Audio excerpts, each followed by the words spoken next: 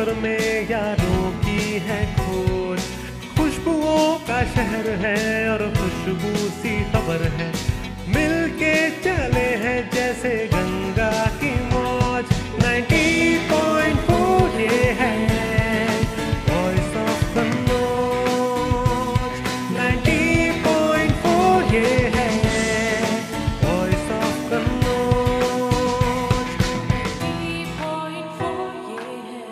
90.4 voice of Kannauj, आवाज दिल की। Welcome back. एक बार फिर से आप सभी का स्वागत है। अभी आप ये गीत सुन रहे थे और जैसा हम लगातार कहते हैं कि संगीत भी है, सूचनाएं भी हैं, सुर भी है, साज भी है और इसके साथ कुछ महत्वपूर्ण बातें भी हैं। और इन महत्वपूर्ण बातों में आज हम बात कर रहे हैं संतानहीनता को लेकर, और वैसे भी हमने पहले भी बात की है, लेकिन कहते हैं ना, एक माइक्रो ऑब्जर्वेशन हम कर रहे हैं और माइक्रो ऑब्जर्वेशन में बहुत सारे पक्ष निकलकर सामने आ रहे हैं। यहाँ पर डॉक्टर रेणु सिंह गहलोत हमारे साथ मौजूद हैं, गहलोत केयर सेंटर कल्याणपुर कानपुर से, और उनसे हम बात कर रहे हैं। डॉक्टर गहलोत, एक चीज जो अब हम आगे बढ़ते हैं और जानने की कोशिश करते हैं कि इस पूरी जांच में अल्ट्रासाउंड को लेकर पहले भी हमने एक सवाल किया था, लेकिन वो बहुत संक्षेप में था सवाल। हमने कहा था कि प्लस या माइनस मतलब लोग समझते इससे नुकसान होता है क्या, लेकिन अगर अल्ट्रासाउंड होता है तो इसमें कौन सा अल्ट्रासाउंड करना चाहिए?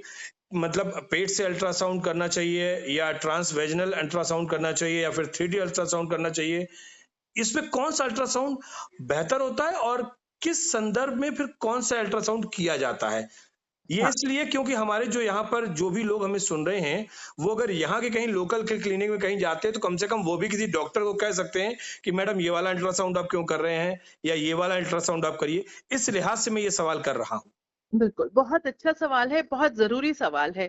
देखिए, जब पेशेंट हमारे पास आता है इनफर्टिलिटी की ट्रीटमेंट के पास, उसके पास 10-12 अल्ट्रासाउंड की फाइल्स होती हैं। बेचारा एक सेंटर से दूसरे सेंटर तक बार-बार वही रिपोर्ट्स होती रहती पूरा हैं। झोला औ तैयार हो जाता है मैडम। बिल्कुल। और जब पेशेंट को हम बोलते हैं ना कि देखो बेटा, हम तुम्हारा एक और अल्ट्रासाउंड करेंगे, तो वो ऐसे पटकता है और घूर के देखता है। सही बात, सही बट कह रहे हैं आप, बिल्कुल सही कह रहे मैं उसकी व्यथा समझ सकती हूँ कि इनफर्टिलिटी के पेशेंट वैसे ही बेचारे बहुत जगह से परेशान होके, समय भी निकलता है, पैसे भी खर्च हो चुके होते हैं, मानसिक और शारीरिक रूप से वो लोग और फाइनेंशियली ऑल्सो बहुत थक कर परेशान हो चुके होते हैं। जी। बट एक बात मैं बोलना चाहूंगी, यही जरूरी है कि बजाय इसके कि हम छोटे-छोटे इधर-उधर के स्कैन्स कराएं, सीधे अगर 3D ट्रांस वेजाइनल अल्ट्रासाउंड करते हैं, तो उससे हमें 90 से 95% तक पूरी जानकारी अच्छे से मिल जी। पाती है। जैसे कि मैंने पहले बताया कि बच्चेदानी का साइज कितना है, आधी तो नहीं, छोटी तो नहीं,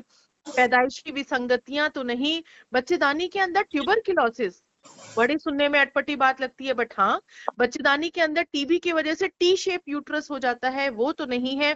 कोई जाला, कोई पर्दा, कोई झिल्ली, कहीं कोई छोटी गांठ, कोई बड़ी गांठ, एंडोमेट्रियोसिस, एडिनोमायोसिस, 50 तरीके की प्रॉब्लम्स हम एक स्कैन जो सिर्फ 3 मिनट में होता है, हम उससे पता कर सकते हैं। ये मशीनें आज बहुत सोफिस्टिकेटेड हैं। 3D स्कैन से बहुत अच्छी जानकारी पता चलती है, जो हमें आगे का ट्रीटमेंट प्लान करने के लिए बहुत जरूरी होता है। तो 3D TVS ultrasound, trans vaginal ultrasound, सबसे गोल्ड स्टैंडर्ड है आज की तारीख में। तो हमारे जो लोग अभी सुन रहे हैं, हम उनके लिए जरूर कहना चाहेंगे कि डॉक्टर रेणु ने साफ तौर पर कहा है कि अगर आप इस तरह की जांच के लिए जाते हैं तो 3D मतलब जो ट्रांसवेजिनल जो अल्ट्रासाउंड है उसको करवाना ज्यादा बेहतर होता है बजाय किसी और चीज के। अगला सवाल मैम ये है कि जो आपने पहले भी एक दो बार बताया था कि ट्यूब अगर बंद हो जाती है, तो क्या ट्यूब बंद अगर हो गई है तो इसको लेकर जो ट्यूब वाली जांच होती है, हाँ। जिसमें मतलब बच्चेदानी में जो दवा डालकर और एक्सरे जो होता है ना, करते अ, हैं। क्या लोगों के लिहाज से मैं ये पूछ रहा हूँ, क्या ये बहुत पेनफुल होती है? मतलब डरने की जरूरत है क्या?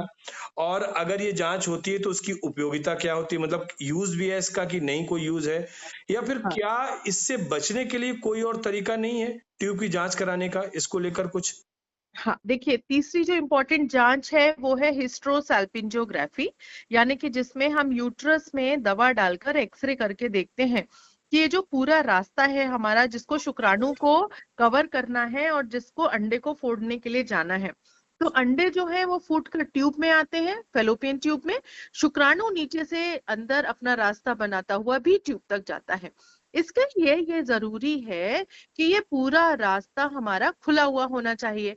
तो यह देखने के लिए हिस्ट्रोसाल्पिंजोग्राफी वाली जांच सबसे इंपॉर्टेंट होती है, क्योंकि इसमें हमारे पास एक सामने एक्सरे होता है। इस एक्सरे से भी हम ये समझ पाते हैं भाई बच्चेदानी छोटी तो नहीं, टी शेप तो नहीं, आधी तो नहीं, अंदर कोई जाला पर्दा झिल्ली तो नहीं, ट्यूब खुली है कि नहीं, जो फिम्ब्रियल एंड है ट्यूब का वो सब कुछ पेटेंट है, अच्छा है कि नहीं। तो इससे भी बहुत जानकारी होती है। इसके साथ साथ दो और जांचें हैं। सोनोसैल्पिंजोग्राफी यानी कि अल्ट्रासाउंड में भी हम दवा डालकर ये देख सकते हैं। बट अल्ट्रासाउंड में दवा डाल के देखने के का डिसएडवांटेज क्या है कि मुझे तो समझ में आएगा कि ट्यूब खुली है कि नहीं खुली है। इन फ्यूचर अगर हमारे पास रिकॉर्ड की बात करें कि आप किसी और के पास जाते हैं तो आपके पास कोई रिटन रिकॉर्ड नहीं होता है, क्योंकि अल्ट्रासाउंड वाली जांच में कोई आपको एक्सरे नहीं मिलता, कोई ऐसा प्रिंट आउट नहीं मिलता जिससे कि आप आगे उसको रेफर कर सकें। मतलब वो जो भी फिजिशियन है, जो भी गायनेकोलॉजिस्ट है, वो खुद ही दवा डालती है, वो तुरंत का तुरंत वहीं का वहीं देख लेती है, लेकिन उसका कोई रिकॉर्ड मौजूद नहीं रहता। रिकॉर्ड नहीं मिलता है। राइट। तो लेटर ऑन पता है कभी कभी आप पेशेंट नहीं आ रहे हैं, पैसे की वजह से, घर में शादी है, तमाम बातें हैं। अब पेशेंट 6 महीने, साल भर, 1.5 साल बाद भी आते हैं, तो एक अगर आपके पास एक्सरे है तो वो सालों चलता है कि हाँ भाई इनकी ट्यूब का क्या स्टेटस था। तो अल्ट्रासाउंड द्वारा जो ट्यूब की जांच है उसमें ये स्टेटस पता नहीं चलता है। अब तीसरी चीज जो सबसे ज्यादा मस्त अच्छी चीज है कि अगर हम दूरबीन विधि द्वारा जांच करते हैं, हिस्ट्रोस्कोपी यानी दूरबीन से हम बच्चेदानी को देखते हैं नीचे से, और लैप्रोस्कोपी यानी कि पेट में दूरबीन डालते हैं, तो ये तो बेस्ट जांच होती है जिसमें हम देख भी सकते हैं, ट्यूब अगर कहीं चिपकी है उसको खोल सकते हैं, साथ ही साथ कोई जाला झिल्ली है वो भी कर दूरबीन सकते के हैं। विधि के लिए हम आएंगे मैम, और इसको लेकर हाँ, थोड़ा सा डिटेल में जानकारी लेंगे, क्योंकि वक्त हो रहा है एक छोटे से ब्रेक का। हम ब्रेक लेते हैं और ब्रेक के बाद में तुरंत लौट कर आते हैं। गुजारिश इस बात की कि आप हमारे साथ बने रहिएगा। हम बहुत छोटा सा एक ब्रेक लेते हैं और ब्रेक के बाद तुरंत लौट कर आते हैं। हमारे जो श्रोता इस वक्त सुन रहे हैं उनके लिए जरूर बताना चाहेंगे कि कार्यक्रम सेहत संजीवनी पे इस समय डॉक्टर रेणु सिंह गहलोत मौजूद हैं, जो कि गहलोत केयर सेंटर कल्याणपुर कानपुर से हैं और वरिष्ठ प्रसूति रोग विशेषज्ञ हैं, और तमाम पहलुओं पर हम बात कर रहे हैं। हम ऐसी तमाम चीजों पर डिस्कशन कर रहे हैं कि अगर संतानहीनता है तो क्यों है, कैसे है, विधि क्या क्या है। बहुत माइनर से माइनर चीज को भी हम इन डिटेल समझने की कोशिश कर रहे हैं, और सवाल और जवाब का अंदाज कुछ इस तरीके से है ताकि हर वो शख्स जो कहीं ना कहीं इस चीज से पीड़ित है, संतानहीनता से ग्रसित है, जो दंपति, उनको हर चीज समझ में आए। तो कहीं मत जाइए, आप बने रहिए हमारे साथ वॉइस ऑफ कन्नौज 90.4 मेगाहर्ट्ज पर, आवाज दिल की, और कार्यक्रम है सेहत संजीवनी। दिल ने पुकारा है और दिल से पुकारा है, दोस्ती के सफर में यारों की है खोज। खुशबुओं का शहर है और खुशबू सी खबर है, मिलके चले हैं जैसे गंगा की मौज। 90.4 ये है वॉइस ऑफ कन्नौज, 90.4 ये है वॉइस ऑफ कन्नौज।